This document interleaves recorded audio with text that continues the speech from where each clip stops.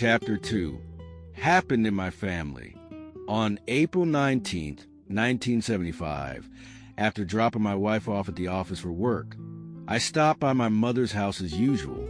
I met my brother, Ty, who had just returned from Da Nang. Ty was a sergeant and a translator in the South Vietnamese Navy. Da Nang was a large city in central Vietnam and also an important seaport. Ty was wearing only a dirty, torn uniform after having endured several forms of transportation just to get back home. He shared with me the horrifying things he had witnessed on his journey from Da Nang to Saigon. While aboard a ship, a woman had asked him to carry her child so she could look for another child who had gone missing. Afterward, the woman disappeared into the crowd. He didn't know what to do, nor how to take the child home on such a long journey. In the end, he handed the child to a stranger and ran off. People crowded the ship, and many fell into the sea and drowned. Why didn't you just go abroad? I asked Ty. Because they ordered us to return to Saigon to fight against the Viet Cong, he replied. Did you see any Viet Cong in Da Nang? I asked. No, I didn't see any, just civilians evacuating Da Nang. They ordered us to leave Da Nang to the Viet Cong, but I didn't see any Viet Cong in the city when I left. I don't understand why we failed without even a fight.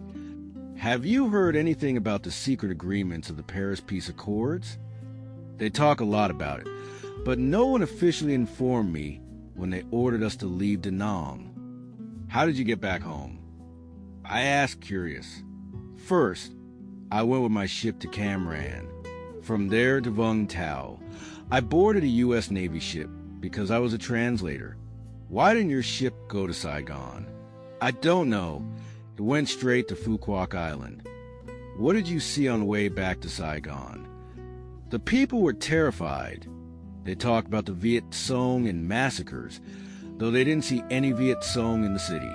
They crowded the streets heading for the harbor, loading everything they could onto bicycles, motorcycles, or carrying goods on their shoulders. Children cried, separated from their parents. Some people were lying dead on the sidewalks. Thousands of people fled their homes when they heard that the Viet Cong were coming or that our troops had withdrawn. Do you know anything about the government's or the U.S.'s plans for the future of our country? Ty suddenly asked. No. I answered, feeling awkward. I told Ty to change my clothes because they were too dirty after more than 10 days of traveling. Around 10 a.m., Lon, my cousin, came over from his office. He was a petty officer in the Navy. He had joined the military in 1962 and worked in communications for the South Vietnamese Navy at the naval headquarters in Saigon. He asked me if I planned to prepare to leave the country with him, if necessary. I replied, I think my agency has already prepared a plan for us. In case of an emergency, I'll meet you right away. In reality, I didn't know what to do at that moment. Hearing news of the country's tense situation made me very confused. Could we fight against the Viet Cong if they advanced into Saigon? Why should we leave the country without fighting? Our military was still strong. Our weapons were still plentiful, even if the U.S. stopped sending aid. I couldn't understand why we were losing when we were winning on the front lines and even at home. The withdrawal of our forces from central provinces without any battle led to widespread panic among the people. Civilians were fleeing the cities, even though they hadn't seen a single Viet Cong advance. The whole situation created unprecedented chaos for the country. I looked out at the street in front of the house. The bicycle and motorcycle repair shop was still open as usual. The convenience store was noisy. The tailor shop and hair salon still had customers. A few street vendors were shouting their wares. Pedestrians were still walking around casually. Cars, motorcycles, and bicycles were still passing by.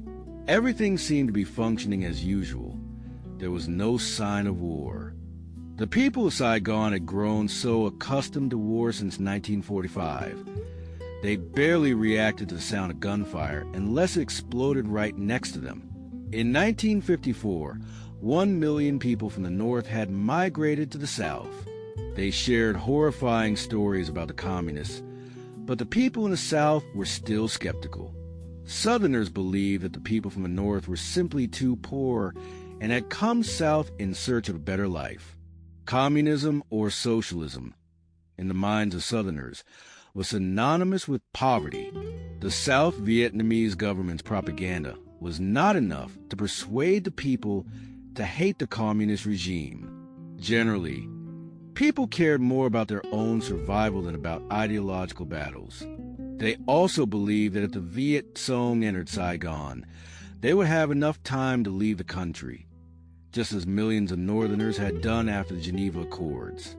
I still thought there was a plan for evacuation prepared by my agency, but I didn't think things would get that bad. I didn't want to go to America or any other country. I would stay in the country if the communists allowed me to live as a normal citizen without revenge. On the other hand, I thought Vietnam might temporarily become a neutral country once the war ended. Afterward, there might be talks to unify the country, and during that time, I could choose to stay or leave. The Vietnam War was either a civil war or a war between communism and capitalism, a war for liberation or an ideological war. Those were just terms. The Vietnamese people just wanted the war to end as soon as possible, even though they didn't know what would happen afterward. After more than 20 years of suffering from war, the Vietnamese people had grown weary. I was no different. I was born in 1945, the year of World War II. Japan invaded my country from the French colonizers. I lived through 3 wars against Japan, France, and what they call the War of Liberation. I just longed for peace to come to my country. My hope was as simple as the demands of the American people when they gathered a call for their soldiers to leave Vietnam immediately. Living on the other side of the Pacific, they had no idea about the suffering of the Vietnamese people enduring a war between communism and capitalism. Thousands of American soldiers died in the Vietnam War, shaking America and the world. What about the millions of Vietnamese who died in that war? That thought made me angry. Tears suddenly welled up.